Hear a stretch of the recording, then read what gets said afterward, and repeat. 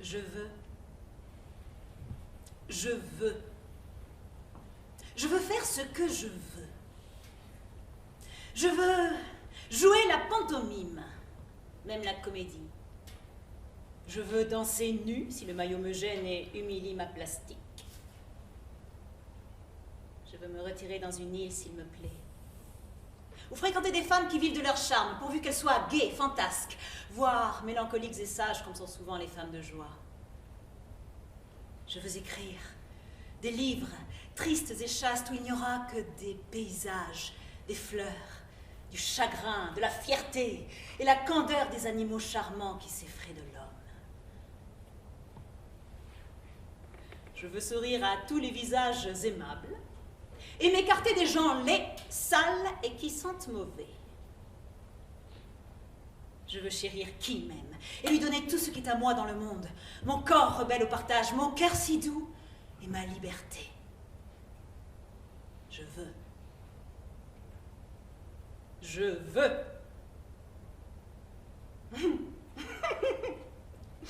Je crois bien que si quelqu'un ce soir se risquait à me dire « Mais enfin, ma chère !»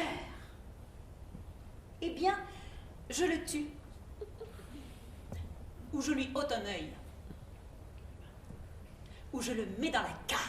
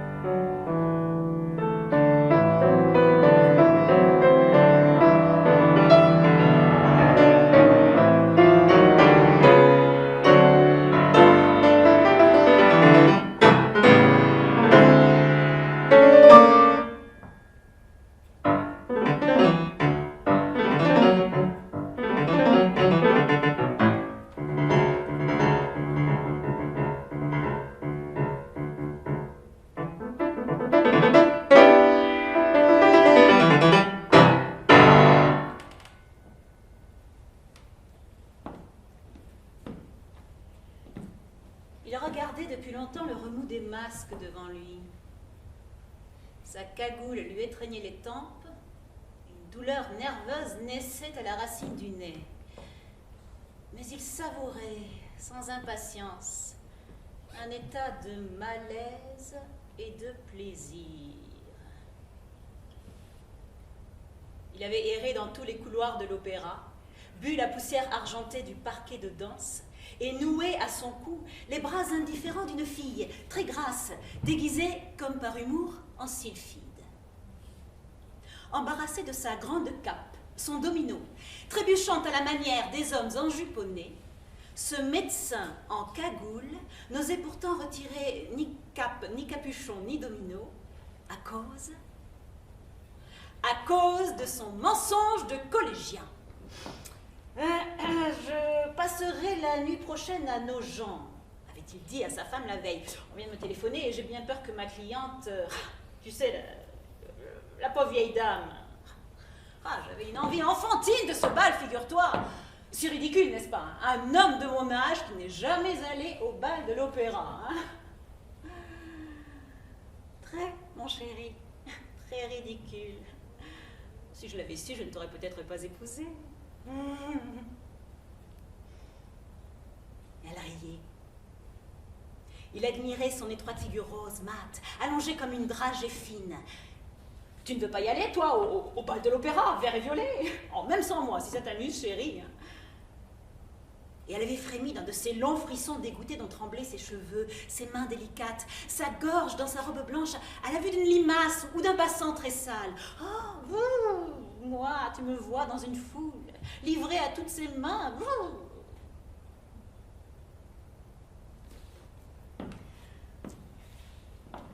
Accoudé à la balustrade de la loggia, il songeait à cette biche frémissante, en contemplant devant lui sur le dos nu d'une sultane 2 mains onglées de noir qui creusaient la blanche chair féminine comme une pâte. Parce qu'il songeait à elle, il tressaillit vivement d'entendre à côté de lui un petit un tout sottement familier à sa femme. Il se détourna et vit assis en Amazone un long et impénétrable travesti, une sorte de Pierrot par les vastes manches, le flottant pantalon, le serre-tête, le blanc de plâtre qui enduisait le peu de peau visible au-delà du masque barbu de dentelle. L'étoffe fluide du costume tissé de violet sombre et d'argent brillait comme l'anguille marine. Saisi d'étonnement, il attendit le retour du petit qui ne revint pas. Le Pierrot anguille battait d'un talon pendant les balustres de marbre et ne montrait de lui que 2 souliers de satin et une main gantée de noir pliée sur une hanche. Il faillit appeler Irène, mais se retint, se souvenant de son propre mensonge. Malhabile aux comédies, il renonça aussi à déguiser sa voix. Le Pierrot se gratta la cuisse d'un mouvement libre et populacier, et le mari inquiet respira. Ce n'est pas elle. Mais le Pierrot tira d'une poche une boîte d'or plate, l'ouvrit pour y prendre un bâton de rouge, et le mari inquiet reconnut une tabatière ancienne ornée d'un miroir intérieur, le dernier cadeau d'anniversaire. Il posa d'un geste si brusque et si involontairement théâtral la main gauche de la région douloureuse du cœur que le Pierrot anguille l'aperçut. C'était une déclaration, Domino Violet.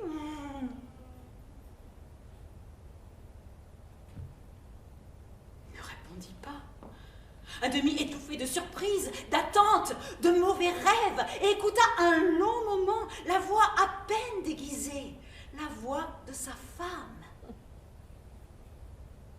L'anguille le regardait, cavalièrement assise, la tête penchée comme un oiseau. Elle haussa les épaules, sauta à terre et s'éloigna. Elle est ici avec quelqu'un. Dans moins d'1 heure, je saurai tout. 200 cagoules violettes ouvertes lui garantissaient qu'il ne serait ni remarqué, ni reconnu. Irène marcha devant lui, nonchalante. Un byzantin d'émeraude et d'or brodé la saisit au passage, et elle plia, amincie dans ses bras, comme si l'étreinte allait la couper en 2. Le mari fit quelques pas en courant vers le couple et atteignit le couple au moment où Irène criait flatteusement « Grande brute !» Puis elle s'éloigna du même pas veule et tranquille, ne se retournant presque jamais. Elle hésita au pied du grand escalier, bifurqua, revint vers l'entrée des fauteuils d'orchestre, puis s'inséra avec une adresse glissante dans un groupe bruyant et serré, avec l'adresse d'une lame qui remplit son étui. 10 bras l'emprisonnèrent. Un lutteur presque nu la plaqua sur le rebord des loges du rez-de-chaussée et l'y retint. Elle cédait sous le poids de l'homme nu et renversait la tête pour un rire que les autres rires couvraient. Puis elle s'échappa facilement et s'assit quelques secondes sur les degrés qui conduisaient au parquet de danse. À 2 pas derrière elle, Son mari la regardait. Elle resserra son serre-tête, ajusta son masque. Elle semblait aussi tranquille que si elle eût été seule. Elle repartit après quelques minutes de repos. Elle s'en fit boire une coupe de champagne au buffet, une seconde coupe, paya. Et l'homme inquiet qui la suivait la vit s'arrêter contre un jeune homme qui, affalé sur une banquette, hors de souffle, s'éventait de son masque. Elle se pencha, prit dédaigneusement par le menton un beau visage brutal, effrayé, et baisa une bouche haletante, entr'ouverte. Et son mari, au lieu de s'élancer et d'arracher l'une à l'autre les deux bouches jointes, s'effaça dans la foule. Consterné, il ne craignait plus, il n'espérait plus la trahison. Il était sûr à présent qu'Irène ne connaissait pas l'adolescent ivre de danse qu'elle embrassait, ni l'Hercule. Il était sûr qu'elle n'attendait ni ne cherchait que personne, et qu'abandonnant, comme un raisin vide, les lèvres qu'elle tenait sous les siennes, elle allait repartir l'instant d'après, errer encore, cueillir quelque autre passant, l'oublier, et goûter seulement jusqu'à l'heure de se sentir lasse de rentrer chez elle. Le monstrueux plaisir d'être seule, libre, véridique dans sa brutalité native, d'être l'inconnu, à jamais solitaire et sans vergogne, qu'un petit masque et un costume hermétique ont rendu à sa solitude irrémédiable et à sa déshonnête innocence.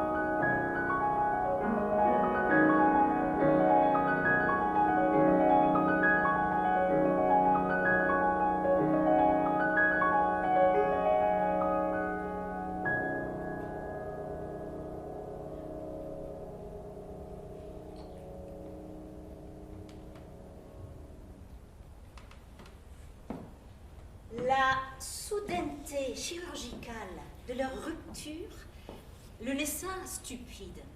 Seul, dans cette maison que leur couple habitait depuis quelques 20 ans, ils ne parvenaient pas, au bout de 8 jours, à s'évader de l'hébétude pour entrer dans le chagrin. Il se battait comiquement contre la disparition des objets usuels et tensait son valet de chambre de manière enfantine.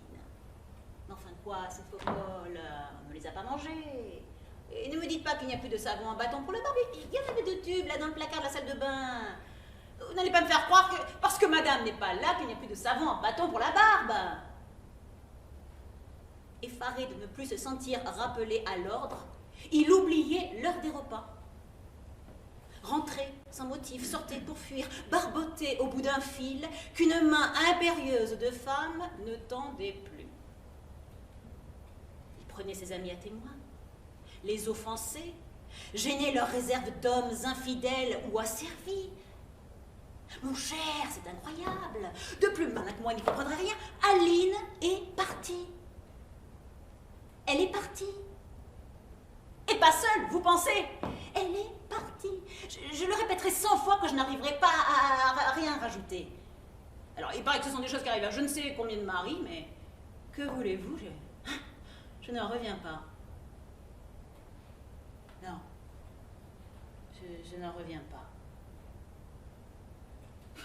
Il n'avait l'air ni tragique ni humilié. Ses amis le méprisaient un peu. Il baisse, hein? Il baisse. À son âge, ça lui a porté un coup. Il parlait de lui comme d'un vieillard, secrètement content de diminuer enfin ce bel homme grisonnant qui n'avait jamais eu de déboires amoureux. Oh, sa belle Aline. Elle trouvait ça tout naturel qu'à 45 ans, elle soit devenue blonde avec un teint comme une fleur artificielle, qu'elle ait changé de bottier et de couturier. Il s'est pas méfié. Un jour, il prit le train. Parce que son valet de chambre, on lui avait demandé 8 jours de congé. Mais aussi parce qu'il perdait progressivement le sommeil.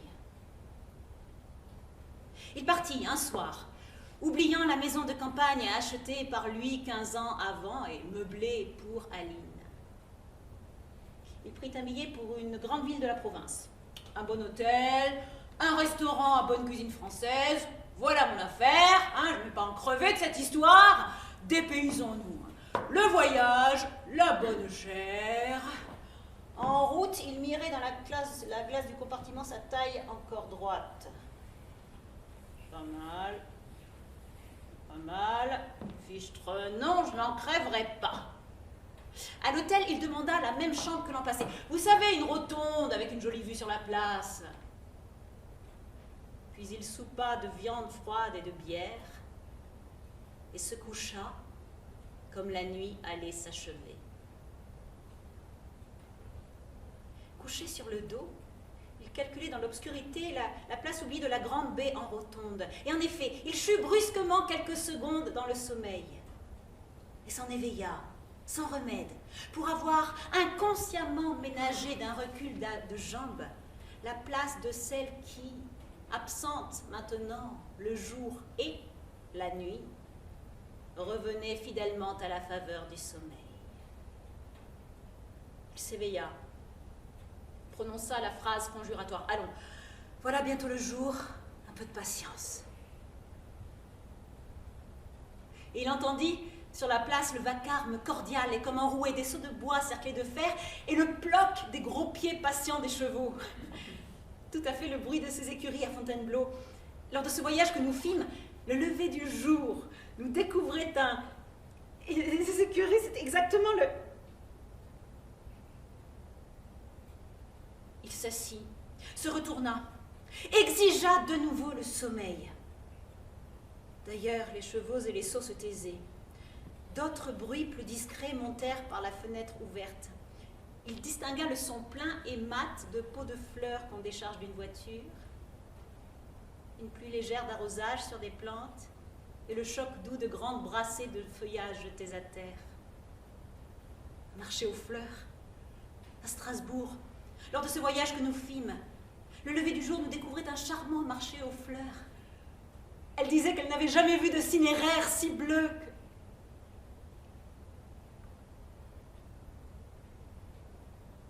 s'assit pour résister mieux à un désespoir dont le flux battait par vagues régulières.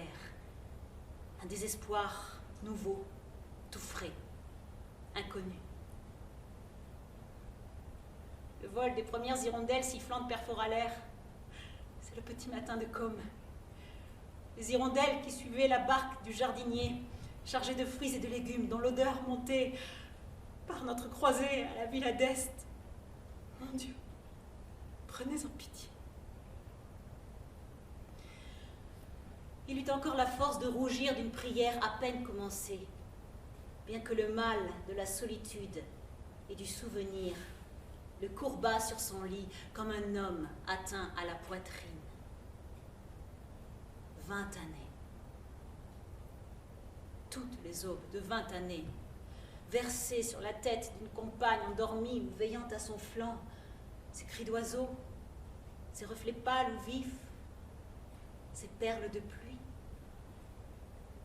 20 années. 20 années, fiche, c'est quelque chose, mais j'ai eu avant elle d'autres aurores. Voyons, quand j'étais un tout jeune homme, l'homme abandonné connut qu'il n'avait aucun refuge, que la cruelle et familière harmonie de la première heure du jour chanterait un seul nom, ouvrirait une seule blessure chaque fois rafraîchie et neuve. Alors il se recoucha et éclata docilement en sanglots.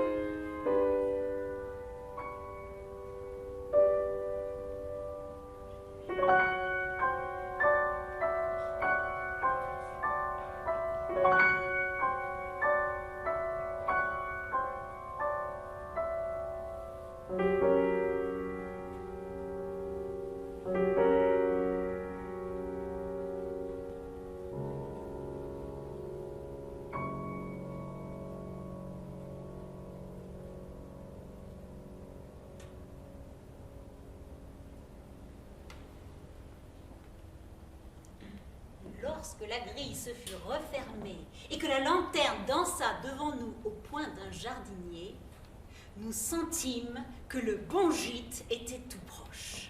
Et nous convînmes en riant que l'accident d'automobile qui venait de nous immobiliser en pleine campagne appartenait bien à la catégorie des pannes bénies.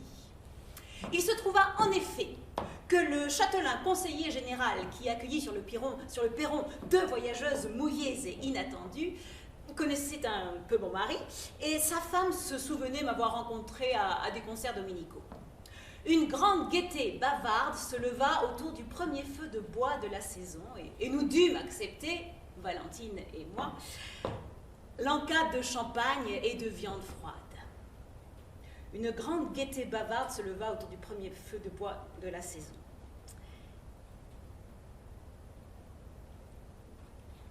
Une vieille eau-de-vie de prune, le café encore brûlant nous firent presque intimes. La lumière électrique, rare dans la région, l'odeur des fruits, du tabac blond, du bois résineux qui flambait, je goûtais ces charmes familiers comme les dons d'une île nouvelle.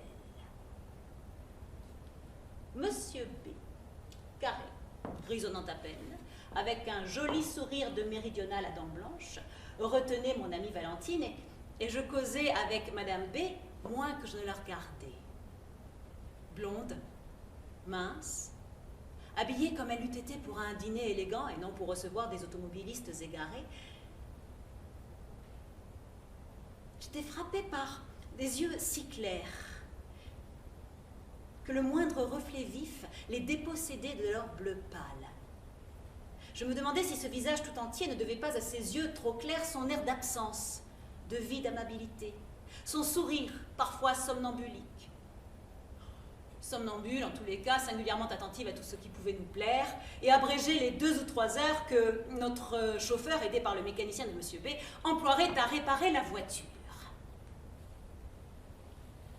Nous avons une chambre à votre disposition, me dit Madame B. Pourquoi ne pas passer la nuit ici? Et ses yeux, comme désaffectés, n'exprimaient qu'une solitude sans bornes et sans pensée. Vous n'êtes pas si mal ici, voyons. Voyez mon mari comme il s'entend bien avec votre ami. Et elle riait. Ses yeux à peine bleus ne contenaient rien, rien qu'un minuscule tison jaune, très lointain. Elle se leva et nous versa un thé bouillant, parfumé de rhum, pour la route nocturne. Il était 10 heures. Un jeune homme entra, tête nue, et remit avant toute présentation quelques lettres ouvertes à M. B, qui s'excusa auprès de mon amie Valentine et feuilleta rapidement le courrier. « C'est le secrétaire de mon mari », expliqua Madame B, qui coupait un citron en tranches minces. Je répondis comme je le pensais. « Il est très bien. » Vous trouvez ? Elle haussa les sourcils comme une femme qui se dit « Je n'y ai jamais songé ». Pourtant, ce jeune homme svelte, point emprunté, frappé par un air d'obstination, une habitude qu'il avait de baisser les paupières qui rendait plus saisissant lorsqu'il est levé. Un air farouche, vite dérobé, plus dédaigneux que timide. Il accepta une tasse de thé et s'assit près du feu, en face de Madame B, occupant ainsi la seconde place d'un de ces sièges affreux, commodes, en forme de S, que la mode de 1880 nommait causeuse. Un moment de silence tomba et je craignis d'avoir lassé des hôtes si aimables. Je murmurai pour rompre le silence. Quelle charmante demeure! Je me souviendrai de cette charmante demeure que j'aurais habitée un soir sans même savoir la forme qu'elle a dans le paysage. Et ce feu nous réchauffera encore, n'est-ce pas, Valentine, quand nous fermerons les yeux sur la route tout à l'heure? Oh, mais ça sera bien votre faute, s'écria Madame B. S'il ne s'agissait que de moi, je ne serais pas à plaindre. J'adore la route, la nuit, la pluie qui raye l'air dans les phares, les gouttes sur les joues comme des larmes. J'aime tout cela. Je la regardais avec surprise. Elle brillait d'une flamme humaine délicieuse qu'une timidité avait peut-être étouffée pendant les premières heures. Il n'y avait pas de lampe sur la cheminée, et seul l'âtre crépitant colorait ou laissait dans l'ombre cette jeune femme dont l'animation brusque me faisait penser à la gaieté des Canaries. Le dos noir du secrétaire de M. B, près du feu, s'appuyait sur l'accoudoir en forme de S en face de Madame B. Et pendant qu'elle s'adressait d'un peu loin et tournait vers eux à son mari et à mon amie Valentine, je me levai pour poser ma tasse vide et je vis que la main cachée du jeune homme serrait d'une étreinte constante et parfaitement immobile le bras nu de Madame B, juste au-dessus du coude. Il ne bougeait ni l'un ni l'autre. La main visible du jeune homme tenait une cigarette qu'il ne fumait pas, et le bras libre de Madame B maniait un petit éventail. Elle parlait, heureuse, attentive à tous, l'œil limpide, d'une voix plus rapide que sa respiration coupait parfois comme l'envie de rire. Et je vis sur l'une de ses mains les veines gonflées tant l'étreinte se faisait amoureuse et dure. Comme les gens qui sentent peser sur eux un regard, le secrétaire de M. B se leva, nous salua tous et partit. « Est-ce que je n'entends pas le bruit de notre moteur ?» demandai-je un instant plus tard à Madame B. Elle ne répondit pas. Elle regardait le feu, penchait faiblement la tête vers un son insaisissable, et ressemblait, par l'affaissement léger de son corps, à une femme qui vient de tomber assez rudement. Je répétai ma question. Elle tressaillit. « Oui, oui, je crois. » Elle m'offrit un visage d'une grâce qui se figeait, des yeux ressaisis par le froid et le vide. Quel dommage.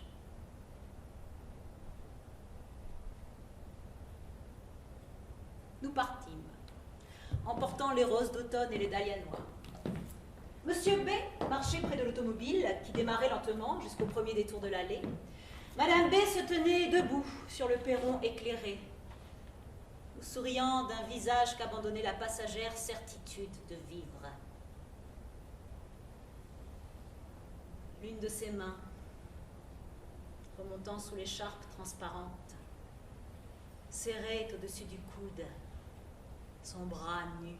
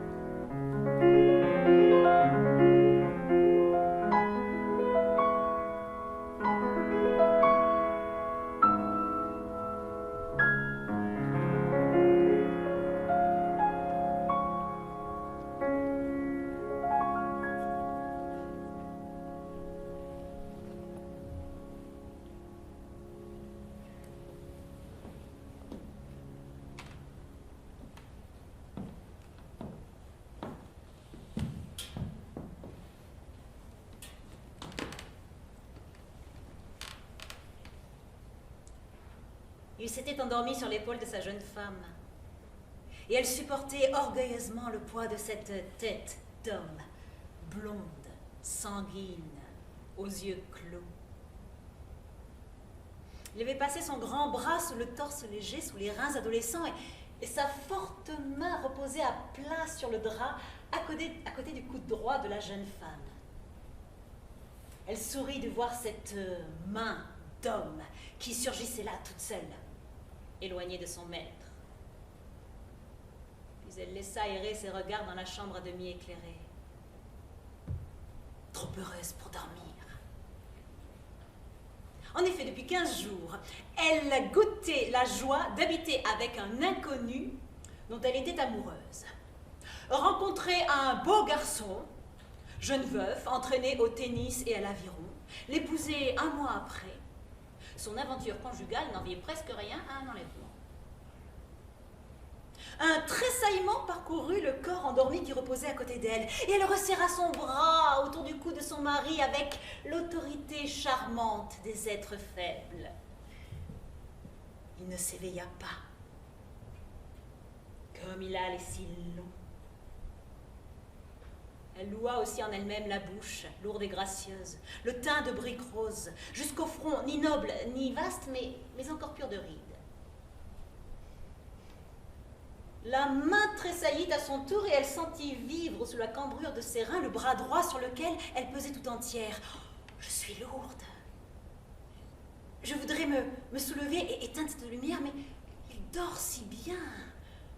Le bras se tordit encore faiblement et elle creusa les reins pour se faire plus légère. Oh, c'est comme si j'étais couchée sur une bête.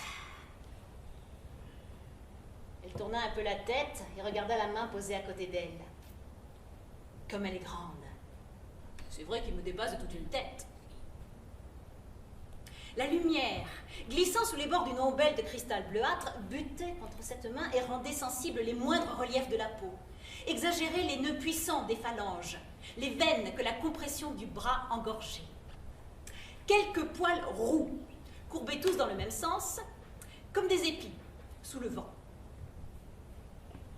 Et les ongles, dont le polissoir n'effaçait pas les cannelures, brillaient, enduits de vernis rosé. Ah! Faudra que je lui dise de ne pas mettre de vernis à ses ongles. Le vernis, le karma, cela ne va pas à une main si... Une main tellement... Une secousse électrique traversa cette main et dispensa à la jeune femme de chercher un qualificatif. Le pouce se raidit, affreusement long, spatulé, et s'appliqua étroitement contre l'index. Ainsi, la main prit soudain une expression simiesque, crapuleuse. Fit tout bas la jeune femme comme devant une inconvenance. Le sifflet d'une automobile qui passait perça le silence. Le dormeur ne s'éveilla pas, mais la main offensée se souleva, se crispa en forme de crabe et attendit, prête au combat. Le son déchirant décrut, et la main détendue peu à peu laissa retomber ses pinces. Devint une bête molle, pliée de travers, agitée de sursauts faibles qui ressemblaient à une agonie. L'ongle plat du pouce trop long brillait. Une déviation du petit doigt que la jeune femme n'avait jamais remarqué apparut. Et la main vautrée montra comme un ventre rougeâtre sa paume charnue. J'ai baisé cette main. Ah, quelle horreur! Je ne l'avais donc jamais regardée. La main, qu'un mauvais rêve ému eut l'air de répondre à ce sursaut, à ce dégoût. Elle réunit ses forces, s'ouvrit toute grande, étala ses tendons, ses nœuds, son pelage roux comme une parure de guerre. Puis, repliée lentement, enfonça ses doigts dans le drap, saisit une poignée, serra avec le plaisir méthodique d'une étrangleuse. Ah! La main disparut. Le grand bras se fit en un moment ceinture protectrice, chaud rempart contre toutes les terreurs nocturnes. Mais le lendemain matin, à l'heure du plateau sur le lit, du chocolat mousseux. Elle revit la main, rousse et rouge, et le pouce abominable, arc-bouté sur le manche d'un couteau. « Tu veux cette tartine, ma chérie? Je l'ai préparée pour toi. » Elle sentit sa chair se hérisser le long des bras, le long du dos. « Non! Non! Non! » Puis elle cacha sa peur, se dompta courageusement et commençant sa vie de duplication, de résignation, de duplicité, de diplomatie vile et délicate, elle se pencha et baisa humblement la main monstrueuse.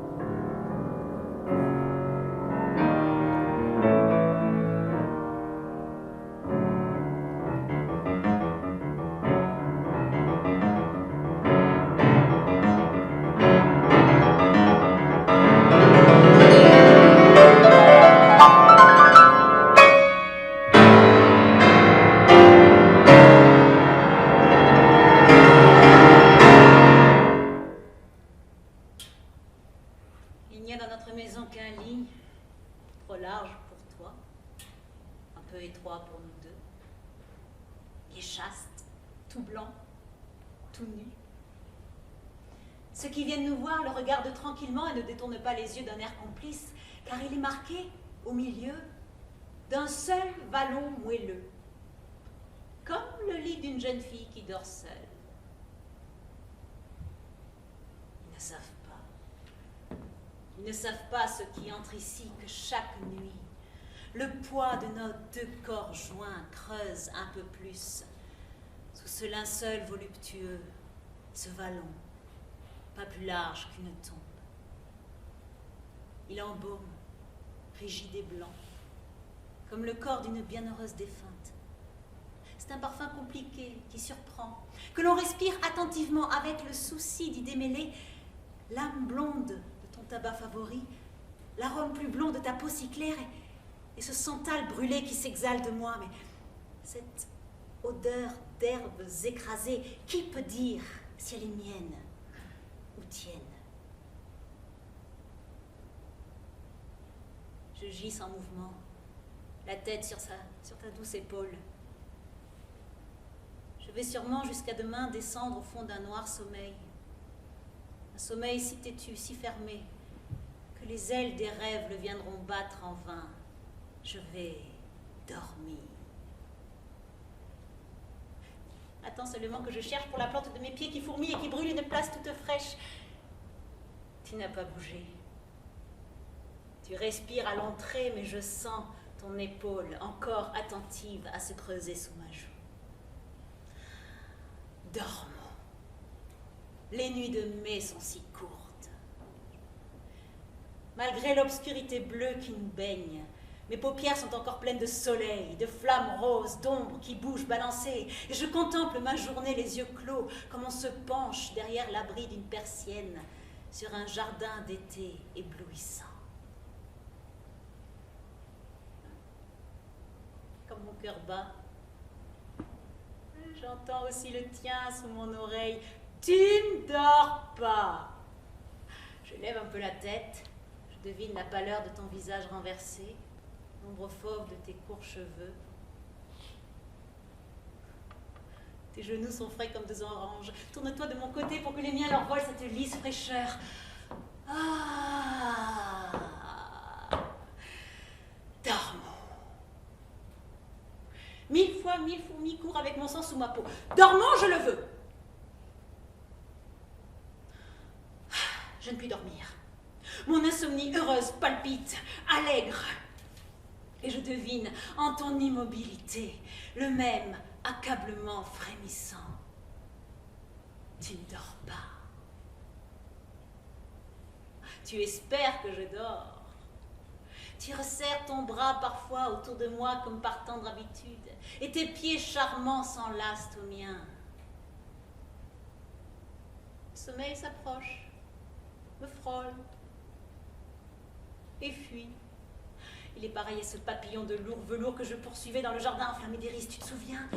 Quelle lumière, quelle jeunesse impatiente, exaltée toute cette journée. Je ne savais que rire et crier en foulant la longue herbe juteuse qui tachait ma robe.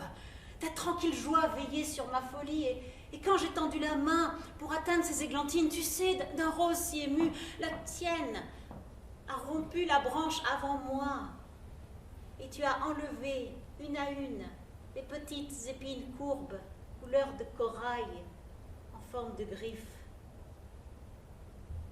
Tu m'as donné les fleurs désarmées.